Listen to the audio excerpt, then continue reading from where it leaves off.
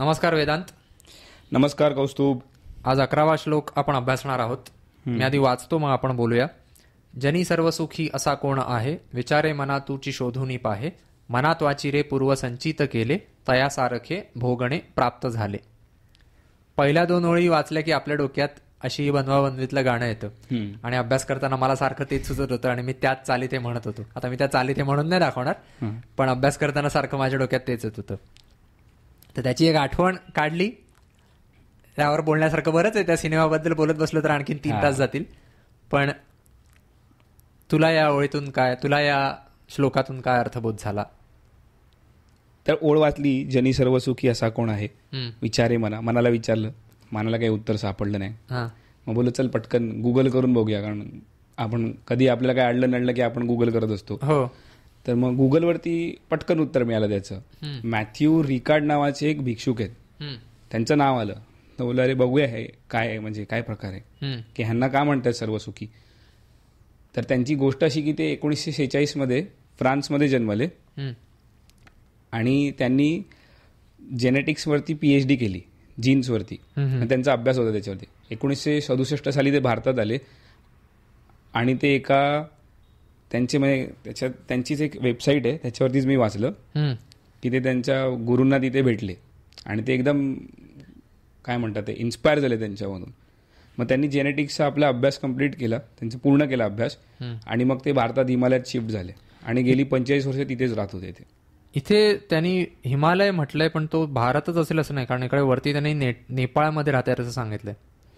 मग कदाचित ते हिमालय म्हटलं की भारत, नेपाळ, तिबेट असं तिन्ही प्रकार भागात ते फिरत असेल. कारण आता कदाचित जर तू बघशील त्यांचं, तर ते फ्रेंच तिबेटियन वगैरे असं त्यांचं नाव येतं. अच्छा. म्हणजे ते येऊन जाऊन असतील कदाचित. ते दलाई लामांबरोबर फ्रेंच, दलाई लामांचे फ्रेंच दुभाषी आहेत ते.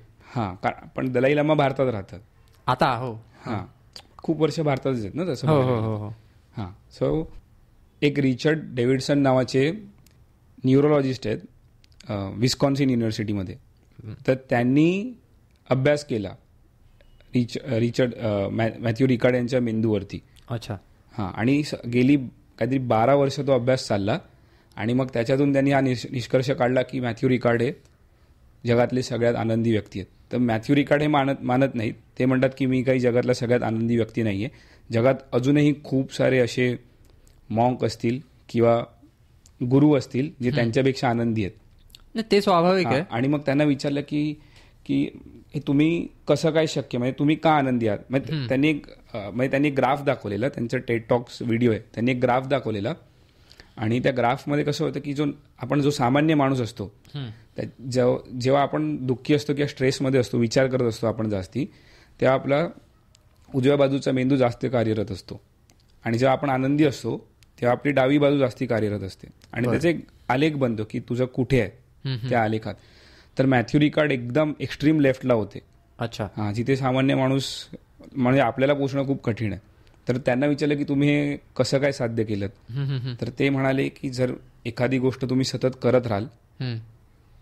आउटलायर्स पुस्तक आहे, ते वाचलेस तू? आउटलायर्स पुस्तक वाचलंय. तर मी वाचायला घेतलंय आउटलायर्स पुस्तक. तर आउटलायर्स पुस्तकात नियम आहे 10,000 तासांचा, की जर एखादी गोष्ट माणूस 10,000 तास करतो तर त्याचा हात कोणीच धरू शकत नाही, तो एक्सपर्ट बनतो त्या गोष्टीमध्ये. तर मॅथ्यू रिकार्ड यांनी सांगितलं की जर तुम्ही 12-12 तास असेच ध्यानस्थ बसाल आणि तुमच्या मेंदूला तुम्ही सतत सांगताय की तुम्ही आनंदी आहात, तुम्ही आनंदी आहात. आणि त्यांनी अजून एक गोष्ट सांगितली त्यात की हिमालयात जेव्हा ते राहत होते तेव्हा अशी व्ह्यू मस्त असतो एकदम. म्हणजे असं नाही की काहीतरी कचरा बिचरा पडलाय. आपल्या इथे आपण बघतो आपलं डोकं आपण नेहमी फॉरेनच्या म्हणजे जे देश आहेत अमेरिका किंवा युरोपियन देशांचे आपण कम्पेअर करत असतो की केवढे छान ठेवतात. तर त्यांनी त्याला सांगितलं की जेव्हा तुमचं सिनरी वगैरे असं छान असतं, आल्हाददायी वातावरण असतं तुमचं आजूबाजूला, तेव्हा तुम्हाला ध्यान करणं सोपं जातं. आणि म्हणजे तू कधी पण हे भिक्षुक बघशील, हे असे हिमालयात बसले असतात, समोर व्ह्यू मस्त असतो, त्यांच्या एक सुंदर सिनरी असते. आपण जे वॉलपेपर बघतो ते आपण ते प्रत्यक्षात बघत असतात. तर मॅथ्यूनी सांगितलं की 12-12 तास जर तुम्ही ती गोष्ट कराल आणि तुम्ही 10,000 तासाच्या वरती जाल तर तुम्हाला हे सहज शक्य आहे. पण म्हणजे ते बोलणं सोपं आहे की 10,000 तास ध्यानस्थ बसायचं. ते सांगत नाहीये 10,000 तास ध्यान करायला, पण आम्हाला वाटतं की आपण समज 5 मिनिटं जरी ध्यान केलं दिवसातून तरी काहीतरी फरक पडेल. ध्यान अजिबात न करण्यापेक्षा 5 मिनिटं ध्यान केल्याने नक्कीच फायदा होईल असं. आणि माझ्यासाठी ती महाकठीण गोष्ट आहे, कारण मला चुळबुळ न करता एका ठिकाणी स्वस्थ बसणं म्हणजे फारच माझ्यासाठी ती अवघड गोष्ट असते. मला लहानपणापासून मी त्यावर विषयी ओरडा खाल्लास की अरे जरा तरी स्वस्थ बसत जा ना, 5 मिनिटं शांत बसत जा. आणि मला ते खरोखर जमत नाही.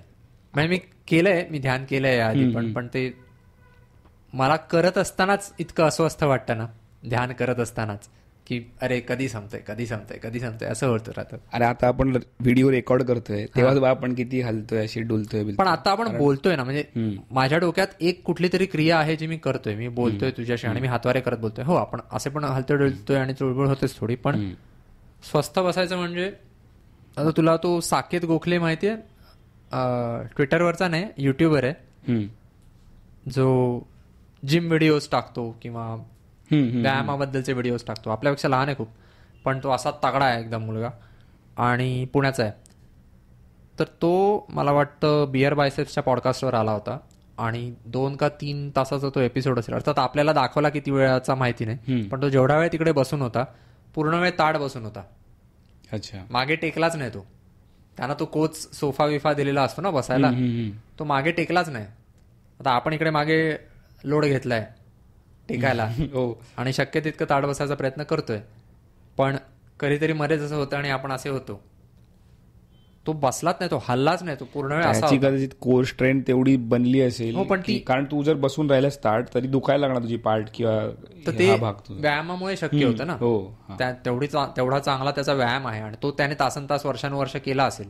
त्याचे 10,000 तास झाले असतील की नाही आपल्याला माहिती नाही, पण आपल्यापेक्षा नक्कीच जास्त झाले असतील, नाहीतर आपणही ताट बसू शकलो असतो. त्यामुळे शिस्तीत सातत्याने सराव एखाद्या गोष्टीचा केला तर आपण त्या गोष्टीत चांगले पारंगत होतो आणि इतरांपेक्षा खूप जास्त प्रमाणात. म्हणजे मी एक असाही व्हिडिओ पाहिलाय की त्याला काउंटर करणारा नाही आहे तो नेमका, पण त्याच्याविषयी स्पष्टीकरण देणारा व्हिडिओ आहे की त्यांनी सांगितलं 10,000 तास तुम्हाला लागतात त्या विषयात सगळ्यांपेक्षा चांगलं होण्यासाठी. मुद्दा तो होता. आणि लोकांचा गैरसमज असा झाला की कुठलाही विषय शिकायचा असेल व्यवस्थित तर आपल्याला 10,000 तास द्यावे लागतील. असं नाहीये. तुम्हाला एक जुजबी ज्ञान येऊ शकतं एखाद्या विषयावर जर तुम्ही सलग काही, म्हणजे आता तू म्हणतोयस की 12-12 तास आपण ध्यान नाही करू शकत, तर किमान आपण 5 मिनिटं ध्यान करावं, त्यानेही फायदा होईल. हो, तर तसाच प्रकार कुठल्याही विषयावर आहे. म्हणजे मॅथ्यू इकडे उदाहरण दिलं की लोक 12-12 तास जे आहेत, म्हणजे जगात अशी काही लोक आहेत जी 12 तास ध्यान करतात, पण त्यांनी अर्थातच ते अलिप्त झाले त्या जगापासून. तू स्वतःचं काम करून नेहमीचं तुझा संसार सांभाळून तू त्या 12 तास ध्यान करू शकणार नाही, बायको मारेल पकडून. हा, एक तास सुद्धा कठीण आहे. मुलं बिलं पण शिव्या घालतील जर असतील तर. मुलं काय झाली पाहिजे तर 12 तास तू ध्यान करत बसलास तर कधी होणार. हा, तर 12 तास असं नुसतं तू पकडू नकोस की 12 तासच तुला ध्यान करायचं एखादी गोष्ट. ते आउटलायर पुस्तक मी मगाशी जे म्हणालो ना, त्यात तू वाचलेस की त्याच्यात उदाहरणं कशी दिली आहेत की एखादं जे मूल असतं ना, ते लहानपणापासून एखादी गोष्ट एक तास करत राहतं आणि मग वयाच्या 20व्या वर्षी किंवा 25व्या वर्षी ते त्यात पारंगत होतं एकदम, कारण तेव्हापर्यंत त्याचे 10,000 तास कंप्लीट होत, म्हणजे पूर्ण होतात. मग जर आपल्यालाही तसं करायचं असेल तर तू आता एखाद्या गोष्टीची सुरुवात केलीस तर ते 10 वर्षांनी किंवा 15 वर्षांनी तुला त्याचे रिझल्ट दिसतील. बरोबर. म्हणजे हे आपल्या देशांमध्ये पण बघ, इकॉनॉमिक पॉलिसी कोणत्या राबवतात तसे पटकन त्याचे रिझल्ट नाही दिसत. आज ठरवलं उद्या झालं असं नाही होत. हा, कारण लोकांना वाटतं अरे एखादं गव्हर्नमेंट बदलतं आणि त्या गव्हर्नमेंट अचानक चांगलं परफॉर्म करतं आणि लोकांना वाटतं की बघा काय परफॉर्म केल्याने, पण त्याचे मुळात ते जे निर्णय असतात ते 10-15 वर्ष आधी घेतले गेले असतात. आता आपण जर बघशील आपल्या किमान आपण बघ, आता आपण बोलतो की अरे वा इकॉनॉमी भारताची कसली फटाफट ग्रो करते, चांगली करते, तर ह्याचे कदाचित निर्णय 1990 मध्ये जे निर्णय घेतले गेले, लिबरलेशन 1991 मध्ये जे निर्णय घेतले गेले त्याच्यामुळे आपण त्याची आज फळं भोगतोय. तर आता जे निर्णय घेऊ त्याची फळं आपल्याला कदाचित 10-15 वर्षांनी दिसतील. तर सेम आहे आपल्या आयुष्याच्या बाबतीत पण हीच गोष्ट आहे. आता तू हे शोधलंस असं, यांनी म्हटलंय जनी सर्वसुखी असा कोण आहे, तर हे तुलाही माहितीये की त्यांनी हे उपहासाने म्हटलंय की खरोखर त्यांनी तो प्रश्न विचारलेला नाही. थोडक्यात त्यांना अभिप्रेत हे आहे की जगात असा एकही माणूस नाही ज्याच्या नशिबात फक्त सुखच येतील, दुःख अजिबात येणार नाहीत. की तो कायम पूर्ण वेळ सदैव सुखीच असतो, त्याच्या वाट्याला वेदना येत नाही, दुःख येत नाही, असं तर अगदी त्या रिकार्ड, त्यांचं नाव काय म्हणालास तू? मॅथ्यू रिकार्ड, त्यांच्याही बाबतीत तसं झालं नसेल. त्यांचेही अगदीच काही नाही तर शारीरिक वेदना हे सुद्धा एक प्रकारचं दुःख आहे, आणि ते कुठल्या ना कुठल्या स्वरूपात आपल्या वाट्याला येतच, आणि ते असं इच्छाने व्यक्त करत आहे मी, पण त्यांच्याही वाट्याला ते येणारच. कारण काही नाही तर वार्धक्यामुळे शरीर जीर्ण होतं आणि मग वेगवेगळ्या व्याधी आणि आजार सगळे उपटतात. तर इथे मला वाटतं स्वतःचं सांत्वन करण्यासाठी म्हण किंवा स्वतःच्या मनाला शांत करण्यासाठी म्हण, कारण आपल्याला सांगतात बघ की समदुःखी कोणीतरी सापडला आपल्याला की थोडं बरं वाटतं की मी एकटा नाहीये या जगात ज्याच्या वाट्याला इतकं मध्ये पण ते तसं दाखवतात, आणि ते आपण रिलेट करतो की त्यांना आधी वाटतं आपल्याला कमी मार्क आले आणि आपला मित्र नापास झाला बिचारा, आणि पण नापास झाला तर ते जरा वाटतं हा अरे रे रे ओके. हा ते स्टॉक मध्ये पण असतं की जेव्हा तुला लॉस होतो आणि तुझ्या मित्राला पण लॉस होतो, मग अजून एक तिसरा माणूस येतो, बोलतो मला जास्त लॉस झाला, मग आपलं वाटतं अरे हा आपल्याला कमी झाला. तर ते मी एकटा नाहीये, त्याने वाटतं असं की आपण मागे पडलोय ही भावना निर्माण होऊ नये. त्या हिशोबाने हे मला बरोबर वाटतं की जगात सगळी सुख लाभलेला असा माणूस कोणी आहे का, स्वतःलाच विचारून बघा, असं शक्य तरी आहे का? बरोबर नाहीये. त्यामुळेच जर आपण, आणि मग पुढच्या ओळी येतात की आपण आतापर्यंत जे काही केलेलं असतं त्याच्या हिशोबाने आपल्या आयुष्यावर, पुढच्या आयुष्यावर परिणाम झालेला असतो. पण आपल्याला ते शहाणपण यायला की मी जे आज करतोय कृती त्याचे परिणाम मला नंतर भोगावे लागणार आहेत, ते शहाणपण यायला सुद्धा बराच वेळ लागतो. आणि ते शहाणपण येऊन सुद्धा स्वतःला शिस्त लावायला की हो मला माहिती आहे की मी आत्ता आळस केला तर माझं पुढे नुकसान आहे, पण तरी मला आत्ता आळस करायचं आहे, हे ती वृत्ती बदलायला तरी सुद्धा वेळ लागतो. आता तो माणसावर आहे. काही माणसं ठरवतात आणि लगेच त्यांचा निर्धार पाळता येतो. आपल्यासारखे असतात, 15 वेळा ठरवतात, 15 वेळा कोलमडून पडतात, परत 15 वेळा उठतात आणि स्वतःला शिस्त लावण्याचा परत प्रयत्न करत राहतात. तर ती धडपड प्रत्येकाचीच कुठल्या ना कुठल्या स्वरूपात चालू असते, आणि त्यामुळे दुःख प्रत्येकाच्याच वाट्याला कुठल्या ना कुठल्या स्वरूपात येतच असतात. पूर्वसंचिताविषयी बोलायचं झालं तर एक अलेक्झांडर सोल्जनित्झिनचं उदाहरण आहे, ज्याने गुलाग आर्चिपेलागो लिहिलं होतं, आणि त्या पुस्तकाचा रशियन कम्युनिस्ट सरकार कोसळून पडण्यासाठी खूप उपयोग झाला होता. कारण त्या पुस्तकामुळे ते एकतर, आता मी त्याची थोडी पार्श्वभूमी सांगतो. अलेक्झांडर सोल्जनित्झिन हे दुसऱ्या महायुद्धात जर्मनी आणि रशिया यांच्यात युद्ध चालू होतं रशियाच्या सीमेवर. तर तिथे त्यांना पाठवलेलं होतं अलेक्झांडर सोल्जनित्झिनना. तिथून मला वाटतं त्यांनी, आता ही मी ऐकीव माहिती आहे, पण तिथून त्यांनी मला वाटतं त्यांच्या मित्राला पत्र लिहिलं, आणि त्या पत्रात उपहासाने थोडी टीका केलेली होती स्वतःच्या अवस्थेवर की काय, कुठे आलोय मी, किंवा आपलं सरकार काय करतंय वगैरे वगैरे. तर ते पत्र पकडलं आणि त्यावरनं त्यांना अटक करून अगदी थंड प्रदेशात, म्हणजे असं काय म्हणतात, सायबेरियात कुठेतरी, मला तर नेमकी जागा आठवत नाही, आपण ते लिहू, पण तिथे पाठवलं होतं. आणि तिथे हालाकीत आणि कदाचित म्हणजे पूर्ण मरायलाच पाठवलं होतं बेसिकली त्यांना. पण तिथे ते राहिले आणि तिथे बसून त्यांनी आत्मपरीक्षण करायला सुरुवात केली. ते हिटलरला दोष देऊ शकले असते कारण त्याने रशियावर हल्ला केला, ते स्टॅलिनला दोष देऊ शकले असते कारण त्याने सक्तीने सगळ्यांना युद्धावर पाठवलं. पण त्यांनी विचार केला की मी माझ्या संपूर्ण आयुष्यात असं नेमकं काय काय केलेलं आहे ज्याच्यामुळे आज या अवस्थेपर्यंत मी पोहोचलो, अच्छा हे मी बघणार. तो विचार त्यांनी केला आणि मग त्यांनी गुलाग आर्चिपेलागो लिहून काढलं. त्यांच्याबद्दल वाचताना किंवा त्यांच्याबद्दल ही माहिती ऐकताना मला नेहमी सावरकर आठवतात. सावरकरांना जन्मठेपेची शिक्षा झाली आणि ते जन्मठेपेला म्हणजे ती शिक्षा भोगायला ते जात असताना त्यांनी तो जहाजावरचा प्रसंग त्यांनी त्याचं वर्णन केलेलं आहे. आणि ते वर्णन करत असताना त्यांनी म्हणजे सांगितलं की मी जिथे बसलो होतो तिकडे खूप वास येत होता, कारण मला वाटतं खाली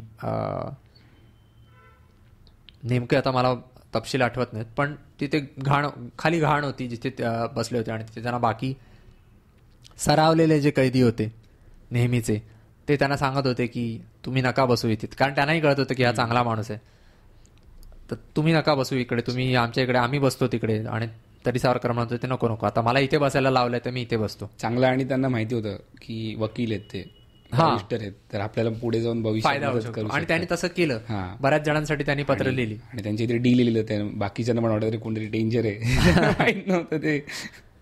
पण ते डेंजर होते, हां. साधूसुधी व्यक्ती नव्हती. त्यांनी सुद्धा असा विचार केलेला आहे. आणि असं म्हणजे आपल्या परिस्थितीसाठी, आपल्या अवस्थेसाठी आपल्याला आपण शोधायला गेलो तर जगाला दोष देण्यासारखी कारणं चिकार असतात. आणि माझ्याच बाबतीत सगळं वाईट, आता आपण मागच्या श्लोकांमध्ये त्यावर चर्चा केली होती की सगळं माझ्याच बाबतीत का होतं वगैरे वगैरे आपण म्हणत राहतो, रडत राहतो. तर त्याचाच हा विस्तार वाटतो मला की आपल्याच बाबतीत सगळं वाईट घडतं असं नाहीये. जगात असा कुठलाच माणूस नाहीये की त्याला ज्याच्या वाटेला फक्त सुखच येतात. असं बऱ्याचदा होतं बघ की एखाद्या माणसाचा हेवा वाटतो की अरे यार याला एवढं चांगलं कसं जमतं. बरोबर.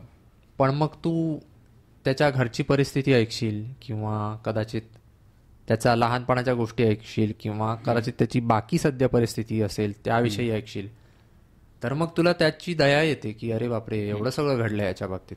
बरोबर. कुठल्या ना कुठल्या माणसाची तू कथा ऐकायला गेलास की काही ना काहीतरी धडपड, काहीतरी वाईट साईड घडलेलंच असतं. आणि हे चांगलं नाहीये, पण काही अंशी ते गरजेचं असतं तो माणूस घडण्यासाठी, त्याची जडणघडण होण्यासाठी, की बाबा जगात सगळं आपल्या मर्जीप्रमाणे होत नाही. कारण खरोखर एखादा माणूस असेल ज्याचे लहानपणापासून फक्त लाड झालेत, तर त्याची दुःख वाटून घेण्याची त्याची मर्यादा केवढी खाली असेल बघ ना, विचार कर. आता आपणही तसे सुखवस्तू घरात वाढलेले आहोत, पण काही जणांना आपल्या वाट्याला जी सुख आहेत त्यातला 1% सुद्धा काही जणांच्या वाट्याला येत नसेल. पण बघ ना, तुझं जर म्हणणं आहे की लाड झाले असतील तर असं गरजेचं नाही आहे की तो माणूस त्याला सुखच वाटत जाईल. कारण जर तुला एखादी गोष्ट आपण गेल्यावेळी पण डिस्कस केलेली ती मार्जिनल तेच म्हटलं मी, डिमिनिशिंग मार्जिनल युटिलिटी, की जो माणूस, ज्या माणसाचे कायम लाड झाले आहेत त्या माणसाच्या दृष्टीने दुःख म्हणजे अगदी अरे एसी चालत नाहीये तर तो दुःखी झाला असंही होऊ शकतं ना. फालतू गोष्टींमुळे तो दुःखी होऊ शकतो. म्हणजे एसी जर चालेल असं झालं तर आपणही थोडा वेळ दुःखी होऊ, कारण आपल्याला एसी हवा आहे. तर मग आपण म्हणतो की अरे उकडतंय. पण म्हणजे अगदीच आभाळ कोसळल्या, छोट्या छोट्या गोष्टींवर ना आभाळ कोसळल्यासारखं सारखी मनस्थिती होऊ शकते ना. काही तू अशा बातम्या बघितल्या असतील बघ की मुलं आत्महत्या करतात अगदीच फालतू कारणांवरनं. एक क्लासला जा बोलली म्हणून काहीतरी परवाच बातमी आलेली, आईने सांगितलं क्लासला जा म्हणून त्याने आत्महत्या केली अशी काहीतरी.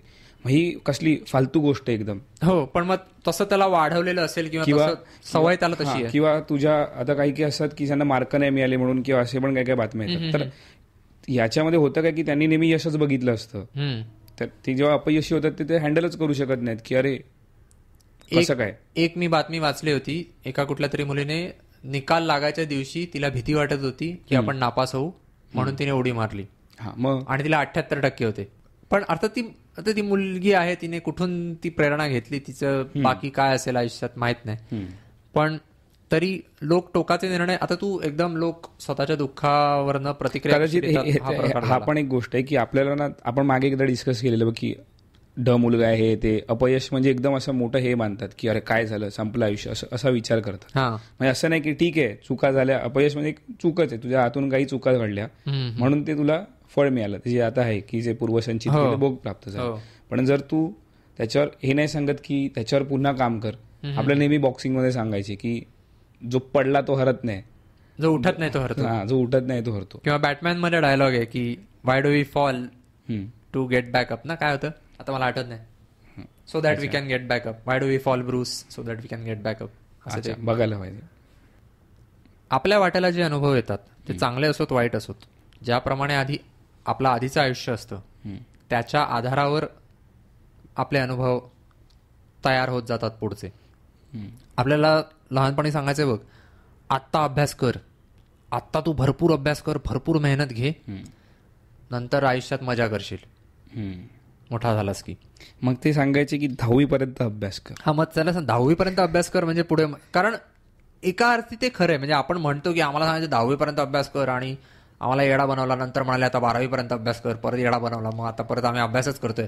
पण तू जर 10वीत अभ्यास केला नाहीस, आता परिस्थिती अशी, हे काय आपली परीक्षेची यंत्रणा, आपल्या शिक्षणाची व्यवस्था चांगली अशातला भाग नाहीये, पण जी व्यवस्था आहे त्यामध्ये तू जर 10वीत अभ्यास केला नाहीस तर तुझं कॉलेजचं आयुष्य काय चांगलं नसणार, कारण तुला चांगल्या कॉलेजात प्रवेश मिळणार नाही.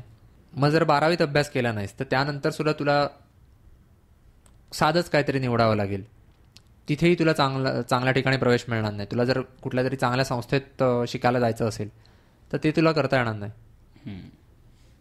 आणि हे अशा लोकांना लागू होतं ज्यांना अशा क्षेत्रात पुढे जाऊन काम करायचं आहे किंवा करावं लागणार आहे किंवा करायची इच्छा आहे, काही असू शकतं. कारण आता काही महिन्यांपूर्वी मला वाटतं त्या बॅडमिंटनच्या कोचने म्हटलं होतं, मला वाटतं की तुम्ही जर श्रीमंत नसाल तर तुमच्याकडे उत्पन्नाचा दुसरा चांगला स्रोत नसेल तर भारतात तरी खेळाच्या फंदात पडू नका, म्हणजे क्रीडापटू होण्याच्या फंदात पडू नका. आणि त्यावरनं बराच वाद झाला होता की असं कसं म्हणू शकतो वगैरे वगैरे. पण त्याने सांगितलं की यातनं उत्पन्न नाही आहे. बरोबर. भारतात तेवढं ना आपल्या याच्यात पैसे तेवढे मिळत. आता जसं कॅनडाचं उदाहरण घेतलं असं तिकडे हॉकी वगैरे खेळत असेल खूप पैसे त्याच्यामध्ये. अमेरिकेमध्ये बास्केटबॉल, बेसबॉल, रग्बी, ते लोक सॉकर बोलतात, म्हणजे त्याच्यात उत्पन्न खूप आहे. कारण ते खेळ लोकप्रिय होतात. जे खेळ लोकप्रिय होतात त्यात जो लोकप्रिय खेळाडू होतो त्याला प्रायोजक मिळतात आणि म्हणजे स्पॉन्सर मिळतात आणि मग पैसा मिळत राहतो. आपल्याकडे ते फक्त क्रिकेटमध्ये होतं आणि क्रिकेटमध्ये सुद्धा स्पर्धा चिकार आहे. हो. आणि आता बघ जसे अमेरिकेमध्ये ब्रँड आहेत नायकी, अदिदास, पुमा, हे जे म्हणजे स्पॉन्सर करतात त्या लोकांना, तसे भारतात कोणते ब्रँड आहेत भारतीय ब्रँड जे इथे लोकल लोकांना, जे स्पोर्ट्समध्ये, क्रिकेटमध्ये सोडून देतो की क्रिकेटला पैसे मिळतात क्रिकेटमध्ये, बाकी स्पोर्ट्समध्ये जिकडे लोकांना पैसे मिळत राहतील कॉलेज लेवलवरती, असे किती ब्रँड आहेत. पुरेसे नाही. आता वाढतंय त्या सगळ्याचं प्रमाण, पण हे सगळं पुरेसं नाहीये. तर त्यामुळेच त्याने असं म्हटलं होतं की तुम्हाला जर हे जमणार नसेल तर त्या फंदात पडू नका. याचा अर्थ लोकांकडे गुण आहेत, पण ते गुण म्हणजे त्या गुणांवर काम करून त्या क्षेत्रात शिरण्यासाठी मुळात वाव असायला पाहिजे. तो तेवढा हवा तेवढा नाहीये. त्यामुळे सगळ्यांना मुख्य प्रवाहातलं जे इंजिनियर व्हा, डॉक्टर व्हा, लॉयर व्हा, CA व्हा, CS करा, वकील व्हा, जे काय असे ठराविक गोष्टी आहेत त्याच कराव्या लागतात. काय नाही तर सगळ्यात शेवटी बँकेत जाऊन नोकरी करा. पर्याय जरी आता आपण म्हणतो इंटरनेटचं जग आहे आणि आता कॉन्टेंट क्रिएशन हे एक झालंय, पण तेही मला वाटतं की कॉन्टेंट क्रिएशन इतकं प्रमाणात वाढलंय त्याचं कारण कदाचित हेच असावं की दुसरे पर्याय तेवढे सहजपणे उपलब्ध नाही आहेत. लोकांना आपल्याला पण कितीतरी गोष्टी माहित नाही जी कितीतरी लोक करत असतील. हो अर्थात, पण करणारे करतात, पण त्यासाठी सुद्धा तुला माहिती असायला लागतं. आता असंही एक होतं की गरीब, कारण बघ बऱ्याचदा असं होतं की आता हे पुस्तकं आपण पाहतो, कुठलं ते पुस्तक होतं रिच डॅड पुअर डॅड आणि बाकी पुस्तकं आहेत, त्यात ते कसं त्याने म्हटलेलं आहे की श्रीमंत माणसं श्रीमंत का राहतात, कारण त्यांना माहिती असतं की पैशाचा वापर कसा करावा किंवा बरोबर कसा पैसा चालवावा वगैरे. तर त्यावरही मी एक प्रतिवाद असा ऐकला की म्हणजे जी माणसं गरीब राहतात त्यांचाच दोष असतो, कारण त्यांना माहिती नसतं की पैसा कसा वापरायचा, कुठे वापरायचा, कसाही उडवतात वगैरे वगैरे, आणि म्हणून ते गरीब राहतात. त्यांच्या नाकर्तेपणामुळे गरीब राहतात, असा एक वाद आहे. तर त्याचा प्रतिवाद असा करतो की पैसा कसा वापरावा ह्याचं चांगलं ज्ञान असण्यासाठी सुद्धा पैसा असावा लागतो, कारण तुम्हाला नाहीतर सांगणार कोण. आर्थिक साक्षरता मिळावी यासाठी कोणीतरी तुम्हाला सांगितलं पाहिजे ना की बाबा पैसा कसा वापरायला हवा, किंवा कोणीतरी काही डोकी असतील ज्यांना स्वतः कळत असेल, लक्षात येत असेल परिस्थितीचा आवाका घेऊन. पण तू जर एक सरासरी बुद्ध्यांक असलेला माणूस पाहिलास, आणि बुद्ध्यांक चांगला सुद्धा असला तरी सुद्धा त्याला पैशाच्याच बाबतीत गती असेल असंही नाही. त्यामुळे स्वतःची तुझी परिस्थिती सुधारण्यासाठी सुद्धा तुला काही अंशी तरी तुझ्या आजूबाजूची परिस्थिती चांगली असायला हवी. गरिबीवर नाही, मला वाटतं की तुझ्या सवयींवरती तुझा पैसा राहतो की नाही हे डिपेंड करतं. म्हणजे सायकोलॉजी ऑफ मनी पुस्तक वाचलं असशील? त्याच्यात आहे की ते तुझ्या सवयींवरती आहे. की आता काही उदाहरणं असतात, जमीन विकतात आणि त्यांना अमाप पैसे मिळतात. आता त्यांच्यात तू बोलू शकत नाहीस की त्यांच्याकडे पैसा नाही. आता जे उदाहरण मांडलं, लोक जे मांडतात की पैसा असावा लागतो गरीब माणसाकडे पैसा श्रीमंत व्हायला, त्यांच्याकडे अचानक पैसे येतात. आणि गेल्याच वेळी आपण बोललेलो गेल्याच एपिसोडमध्ये की काही काही लोकांना लॉटरी लागते 5 करोड किंवा हे कोण बनेगा करोडपती वगैरे जिंकतात, पण त्यांच्याकडे ते पैसे टिकतात का? कारण ते आर्थिक साक्षर नसतं. म्हणजे तू हुशार असणं आणि आर्थिक साक्षर असणं हे दोन्ही वेगळ्या गोष्टी हो, आहेत. वेगळ्या बाबतीत. मग तेच म्हणजे शेवटी परिस्थिती एक मोठी भूमिका बजावते. काही माणसं खरं तर सगळेच करू शकतात आपण म्हणू शकतो असं, पण काही माणसं निर्धाराने स्वतःच्या परिस्थितीवर मात करून, आता त्या दिवशी तू पर्स्यूट ऑफ हॅपीनेस मधल्या क्रिस गार्डनरचं उदाहरण दिलं होतंस की त्याची परिस्थिती फार हालाकीची होती. तो मुलाला घेऊन कुठेही त्याचे झोपायचे वांदे होते, खायचे वांदे होते, आणि तरी सुद्धा त्या सगळ्यावर त्याने मात करून तो शेवटी ब्रोकर झाला आणि आता फारच श्रीमंत आहे. हा, त्याने फेरारी घेतली. हो. आणि सारस्वत बँकेचे एकनाथ ठाकूर आहेत, म्हणजे आता होते, त्यांचंही उदाहरण आहे की ते लहानपणापासून वर्गात पहिले वगैरे येणारे विद्यार्थी होते, पण ते अतिशय गरिबीत वाढले. म्हणजे त्यांनी एकीकडे कामं करून, म्हणजे बालमजुरीच म्हणता येईल कदाचित, पण ते करून त्यांनी स्वतःचं शिक्षण पूर्ण केलं आणि मग ते शेवटी सारस्वत बँकेचे प्रमुख झाले मोठे होऊन. आणि मग ते असेपर्यंत म्हणजे त्यांची कारकीर्द सारस्वत बँकेची अगदी नावाजलेली आहे. तर अशी आपल्याकडे उदाहरणं आहेत चिकार. पण आपल्यालाही जर त्यांच्यासारखं व्हायचं असेल आणि आपली परिस्थिती चांगली आहे, आपण चांगल्या परिस्थितीत वाढलो, आपल्यात काही कारण मी एक एबीपी माझावर माझा कट्ट्यावर एक काहीतरी मुलाखत होती एका व्यावसायिकाची, आणि त्यांना ते सारखं विचारत होते की मग काय तुमची कथा काय वगैरे वगैरे. सर असं काय मी काय हालाकीत वाढलो नाहीये, मी मजेत म्हणजे चांगल्या घरी व्यवस्थित सुखवस्तू घरातच वाढलोय. अशी काय मला फार धडपड करून शून्यातून जग निर्माण करावं लागलं असं नाहीये. पण असं नेहमी गरजेचं नसतं की माणसाची नेहमी रॅग्स टू रिचेस अशीच गोष्ट असायला हवी. आणि तेच उदाहरण आपण घेऊ शकतो. कारण आपलं होतं काय की आपण सुरुवात एका मध्यम पातळीवरनं करतो आणि तिथेच राहतो अडकून. कारण मध्यम पातळीवर तर इथेच म्हणजे ते मिडिओकर सुरक्षित वाटतं त्यात. तर वेगळं त्यातनं त्या परिस्थितीत वेगळा बदल करावा असं वाटत नाही. परवा मी माझ्या सासऱ्यांबरोबर चर्चा करत होतो, तर त्यांनी मला दोन उदाहरणं सांगितली. त्यातलं एक म्हणजे त्याच्या 2 अशा ओळी सांगितल्या, burn the ships, cut the ropes. तर बर्न द शिप हे वेस्टर्न उदाहरण झालं, पाश्चिमात्य उदाहरण झालं. आपण ते सोडून देऊया, आपल्याकडे आपलं उदाहरण आहे. बरं, कट द रोप्स काय ते कट द रोप्स? काय वाटतं, कुठे कापल्या गेल्या होत्या दोऱ्या? गड चढताना. तानाजी मालुसरे जेव्हा पडले त्याच्यानंतर सूर्याजी मालुसरेंनी आपण ऐकलं गोष्टीमध्ये की दोऱ्या कापल्या. तर याचा बोध आहे की त्यांच्याकडे मार्गच उरला नाही पळायचा. मग जिंका किंवा मरा, मग जिंकाच, मरा कशाला. हेच आपल्या आयुष्याला पण लागू होतं की आपण जर 4-5 गोष्टी ठेवतो. त्यांचा सांगण्याचा मुद्दा होता की आपण असं करतो, हे नाही तर मी ते करेन, ते नाही तर ते करेन, बॅकअप ठेवतो. बॅकअप ठेवतो. आपण 4-5 दगडांवरती एकत्र पाय ठेवायला जातो आणि कदाचित त्याचमुळे आपण फेल होतो. तू मगाशी ज्यांचं उदाहरण दिलंस त्यांच्याकडे कदाचित असे बॅकअपच नव्हते की माझ्याकडे 4-5 मार्ग आहेत, मग हे करेन ते करेन. त्यांनी एकच कोणतरी वाट पकडली आणि ते त्याच्यावर ठाम राहिले. आणि आपण सुखवस्तू घरात राहतो, त्यामुळे आपल्याला वाटतं काय नाही तर मी हे करू शकतो, हे सोपं आहे, हे सोपं आहे. आपल्याकडे सोपे मार्ग पर्याय आपल्याला दिसत राहतात तुलनेने. हो, त्यामुळे आपण जिथे खरं मेहनत घेऊन आपल्याला माहिती असतं की इथे मी व्यवस्थित मेहनत घेतली सगळं सोडून तर काहीतरी होऊ शकतं. ती कविता आहे बघ, आकाशी झेप घेरे पा करा. हो, त्याच्यामध्ये मस्त आवडते मला. आणि त्याच्यात एक ओळ आहे, तुझं कळते परिणाम वळते. ते तर आपलं आयुष्यभराचा प्रॉब्लेम आहे. तुला कळते पण वळत नाही, मग त्यामुळे तुझा प्रॉब्लेम आहे सगळा. तुला अजून काय सुचतं या 4 वरती? माझ्या मते तरी मला एवढंच.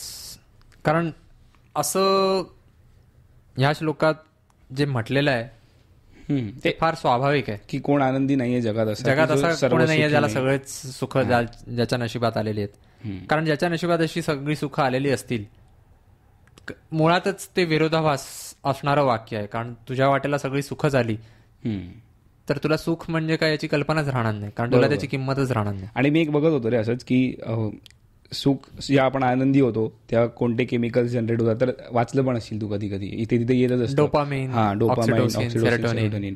तर मला आठवतं की समज हे एकदम एक्सप्लोड झाले, सतत राहिले तर माणूस सर्व सुखी होऊ शकेल. पण असं नाहीये. कारण ह्यांचं पण आपण बघतो अति तिथे माती, संतुलन असायला हवं. मग संतुलन असायला हवं की डोपामाइन पण खूप जास्ती झालं, इम्बॅलन्स झालं तर मग स्क्रिझोफेनिया नावाचा एक आजार आहे बघ, त्याच्यातनं हे म्हणजे डोपामाइन एकमेव कारण नसतं, पण त्याच्यानं इम्बॅलन्स होतो. तू डोपामिन हे रसायन म्हणजे ते स्रवतंय Reward. ठीक आहे, हां, पण बरोबर. त्याचं ग्रहण करणारे सुद्धा डोपामिन हां, रिसेप्टर्स बरोबर. सुद्धा Receptor असतात, ते खराब होतात. ते खराब होतात हां, सतत मारा होऊन. म्हणजे आपण हे सुद्धा आता आपण इन्स्टंट ग्रॅटिफिकेशन म्हणतो, हो. त्याचा परिणाम तो होतो की डोपामिन रिसेप्टर्स बिघडतात. हे मी वाचलेलं आहे, मी काय कोणी शास्त्रज्ञ नाही, पण आणि कदाचित पण चुकीचंही म्हणून म्हणत सांगतात ना असेल, आपण चुका खूप करतो आपण ते बोलताना. खूप सारे व्हिडिओ वगैरे पण असतात बघ की डोपामाइन डिटॉक्स, सोशल मीडियापासून लांब हा, राहा, मग इन्स्टंट ग्रॅटिफिकेशन पासून लांब राहा. मग जर मी म्हणतोय ते बरोबर असेल तर डोपामिन रिसेप्टरला तू विश्रांती देत असशील ना थोडी. हा बरोबर. आता तू पाणी पिणं चांगलं आहे, पाणी हे जीवन आहे, पण तू सतत पाणी पित राहिलास तर किडण्यांची वाट लागेल ना. कधी तू जेव्हा इंस्टाग्राम वापरत होतास तेव्हा असं वापरत असेल बघ की तू स्क्रोल करत राहिलास आणि मग थोड्या वेळाने असं थकायला झालं, म्हणजे काही न करता बसून थोडं थकायला झालं, ते मेंदू दमतो आपला ते बघून. कारण आपल्याला वाटतं आपण काही नाही करतो, आपण फक्त बघतोय, पण ते आपण वेगवेगळी इन्फॉर्मेशन सतत कन्झ्युम करत असतो. आणि त्याच्यावर मुख्य म्हणजे त्याच्यावर प्रक्रिया करायला आपण स्वतःला वेळ द्यायला हवा. पण ते आपण नाही करत. आता हे दुसरे पण जे बाकी पण केमिकल आहेत ना कोणते, सेरोटोनिन वगैरे, तर ते पण बघत की उन्हात गेलं की आपल्याला ते मिळतं. अच्छा. पण ते अति झालं तर झोप कशी लागणार, कारण त्याने उत्साह वाढतो तुझा. जॉर्डन पीटरसनला मी असं म्हणताना ऐकलेलं होतं की सेरोटोनिनची पातळी माणूस जितका जास्त आयुष्यात यशस्वी होत जातो तशी वाढत जाते, आणि त्यामुळे त्याची मनस्थिती तेवढी जास्त स्थिरावते, त्याचा आत्मविश्वास वाढतो, तेवढ्या प्रमाणात तुझं सेरोटोनिन वाढत जातं. आणि जर तुझ्या वाटेला जेवढं अपयश येत जातं तेवढं तुझी सेरोटोनिनची पातळी कमी होत जाते. हे मी ऐकीव माहितीवर सांगतोय. पण हे आता या मेंदूतल्या रसायनांचं एक झालं, पण रसायनांवर काय आपला म्हटलं तर ताबा नसतो, कारण आपल्याला हे नाही असं सीसीटीव्ही कॅमेरा लावून असं नाही म्हणतात की हा बाबा डोपामिन आलं, हा बाबा सेरोटोनिन आलं. ते आपलं बॅकएंडला काय चालतं त्याच्याबद्दल आपण वाचलं तर आपल्याला 4 गोष्टी कळतात, आणि ते पण सगळं त्यातलं कळत नाही. म्हणजे जे स्वतः शास्त्रज्ञ असतात त्यांना सुद्धा सगळं कळत नाही, ते शोध घेत असतात. आणि आपण त्यातनं आज एक माहिती आली, उद्या एक माहिती आली, थोडं वाचलं, आणि मग चॅट जीपीटीने काहीतरी भलतंच सांगितलं, आणि मग ग्रॉकने काहीतरी तिसरंच सांगितलं, असंही होऊ शकतं. ते सगळं गडबडीचं आणि गोंधळाचं आहे. आपल्या हातात एक आहे की आपण मध्यमेमध्ये आपली मध्यमा वाचा आहे, त्यात आपण व्यवस्थित विचार करून स्वतःची मानसिकता बदलू शकतो. तू आता बौद्ध भिक्खूंबद्दल सांगत होतास, तर त्यात असं आहे की तुझ्या आजूबाजूचं वातावरण जर आल्हाददायक असेल तर तुला ध्यानस्थ बसणं सोपं असतं, बरोबर. पण मग मी त्याचवरनं बरेच महिने मी वैतागलेला होतो की काय नसतं, गडबड गोंधळ आहे, लोक भोंगा वाजत असतात, गाड्यांचा हॉर्न वाजवत असतात, सारखे मोठ्या मोठ्याने भांडत असतात, शिव्या घालत असतात, मारामारी करत असतात रस्त्यावर, आणि ते बघून वैतागायला होतं. मग नंतर मी एक फोटो पाहिला, कदाचित कोणतरी जॅपनीज भिक्खू असेल किंवा दुसरा कोणी असेल, पण ते रस्त्याच्या डिवायडरवर बसलेले होते, दोन्ही बाजूनी गाड्या जात आहेत, भरपूर ट्रॅफिक आहे, आणि ते ध्यानस्थ बसलेत. सारांश हा होता त्यात जो लिहिलेला संदेश की तुम्ही जर स्थितप्रज्ञ असाल तर फरक नाही पडत तुम्ही कुठे बसलाय, तुम्हाला ध्यान लावण्यासाठी काय अशाच ठिकाणी बसायला हवं असं नाही, कुठेतरी हिमालयात वगैरे जाऊन. तुम्ही जर स्थितप्रज्ञ असाल तर तुम्ही कुठेही शांत राहू शकता. आणि ते फक्त वाचून माझ्या डोक्यात फरक पडला. मी स्थितप्रज्ञ झालो नाहीये, पण माझा दृष्टिकोन बदलला की हा ठीक आहे, जगात अशा गोष्टी चालू राहणार आहेत ज्या माझ्या हातात नाही आहेत. तर माझ्या हातात हे आहे की मी स्वतःचा मूड चांगला ठेवू शकतो. तर तेव्हापासून मी प्रयत्न करायला लागलो, स्वतःला मी सतत सांगायचा की ठीक आहे, बऱ्याच गोष्टी आपल्या आजूबाजूला अशा घडत असतात ज्या आपल्या हातात नाही आहेत आणि ज्या चांगल्या नाही आहेत, पण जर ते आपल्या हातात नाही आहेत तर हतबल वाटून घेण्यापेक्षा आपल्या हातात जे आहे त्याकडे लक्ष देऊया, म्हणजे आपण जास्तीत जास्त चांगले राहू शकतो. आणि हे तेव्हा घडतं जेव्हा आपण खरोखर स्वतःकडे लक्ष द्यायला लागतो की माझं काय चुकतंय ते मी चुकू देणार नाही, जे मला बरोबर करायचं आहे ते मी व्यवस्थित पार पाडेन, माझी सगळी कामं मी वेळच्या वेळी आटपेन, माझा दिनक्रम मी नीट ठेवेन, लवकर उठेन, लवकर झोपेन, वेळेवर खाईन, इत्यादी, व्यायाम करेन, इत्यादी इत्यादी, आणि सगळंच म्हणजे लोकांशी नीट वागेन, इत्यादी इत्यादी. तुला स्वतःमधल्या 10 गोष्टी सुधारायच्या असतील आणि त्यातल्या समजा तू फक्त सध्या 2च सुधारल्यास, पण तुला जर त्याची जाणीव आहे की हो या 2 गोष्टी आता माझ्या सुधारत आहेत, मला नवीन सवय लावली आहे मी स्वतःला आणि मला शिस्त लागते आणि आता 2 सुधारल्यात, हळूहळू मी 3ऱ्या गोष्टीवर काम करतोय, 4थी पण हळूहळू सुधारेन. तो तुला आत्मविश्वास तुझा वाढत जातो आणि मग तुझ्या आजूबाजूचं जग बदललेलं नसतं. त्यातल्या तुला न आवडणाऱ्या गोष्टी तरीही तशाच असतात, पण तरीसुद्धा तू जगावर खुश असतोस.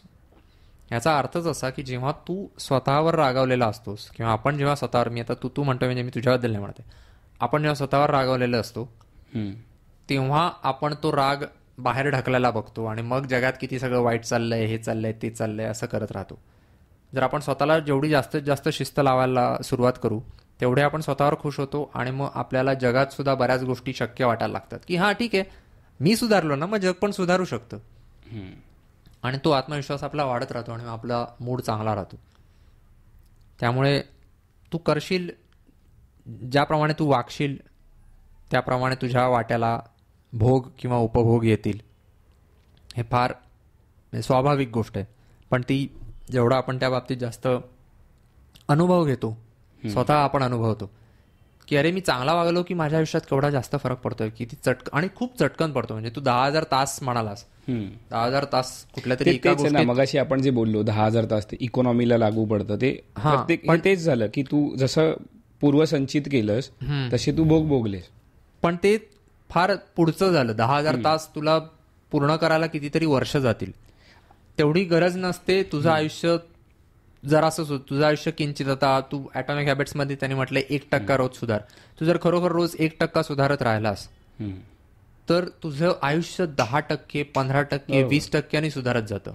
तेवढ्या घातांकाने बरोबर. हे आपल्याला 10,000 तास लागू होतं, तसं देशाला समज 10,000 तास पकडू नकोस तू. प्रत्येकाने 1 तास जरी चांगला केला देशासाठी, वेगळं काय करायची गरज नाही, स्वतःचं काम प्रत्येकाने नीट केलं तरी पण तो देशावरती खूप म्हणजे मोठा फरक पडतो. बरोबर. हा, सगळ्यांची क्युम्युलेटिव्ह एकत्र तास घेऊन टाकतोय आणि ते त्यामुळेच शक्य होतं. जर मी माझं काम व्यवस्थित केलं तर माझ्या आजूबाजूची मंडळी मला माझं काम व्यवस्थित केल्याने मला काय फायदा होतोय ते बघतील. बरोबर. आणि मग त्यापासून प्रेरणा घेऊन ते स्वतःही व्यवस्थित वागायला लागतील. आणि आपण हे पहिल्या एपिसोड पासून ठरवलं की आपण इतरांना काही सुधारू शकत नाही, आपण स्वतःच्याच उदाहरणातून काय ते दाखवून द्यायचं. त्यामुळे इथे मनस्थिती अशीच आपली बदलायची की जगात सगळी सुख कोणाच्या प्रत्येकाच्या वाट्याला येणार नाहीत. आपल्याला शक्य तितकं सुखी व्हायचंय तर ते मनातून व्हावं लागेल पहिले म्हणजे, आणि स्वतःच्या सवयी बदलाव्या लागतील. तर मग आणि त्यानुसार आपली कृती बदलेल आणि मग आपल्या वाट्याला जे भोग येतील, जे वाईट भोग येतील म्हणजे दुःख येतील, त्यांचा प्रभाव तेवढा कमी होईल. आणि जे चांगले अनुभव जास्तीत जास्त आपल्या वाट्याला येतील. आज आपण 11व्या श्लोकावर चर्चा केली आणि एकंदरीत आपल्या मानसिकतेवर यात भाष्य केलंय की जगात सगळ्यात कोणी जास्त सगळी काही सुख मिळालेला माणूस नाहीये, तर तू काय रडत बसू नकोस. थोडक्यात अर्थ असा आहे, तू जे केलेस त्यानुसार पेरावे तसे उगवते, हा न्याय आहे. बरोबर. तो त्यावर आपण व्यवस्थित चर्चा केलेली आहे आणि आपली मानसिकता पहिल्यापासूनच तशी आहे. त्यामुळे म्हणजे निदान या श्लोकापुरते तरी आपली उजळणी झाली आहे असा समज करून घ्यायला आपल्याला हरकत नाही. ही चर्चा आवडली असेल आणि यातून काहीतरी लाभदायक अर्थबोध झाला आहे असं वाटत असेल तर आमच्या व्हिडिओला लाईक करा. तुम्हाला आमच्या चर्चेत काही सुधारणा व्हावी असं वाटत असेल तर त्याविषयी प्रतिक्रिया द्या. तुम्हाला आमचा एकूण उपक्रम आवडत असेल तर सबस्क्राईब करा आणि ज्यांनी आमची ही चर्चा ऐकावी असं तुम्हाला वाटत असेल त्यांच्याबरोबर हा व्हिडिओ शेअर करा. धन्यवाद.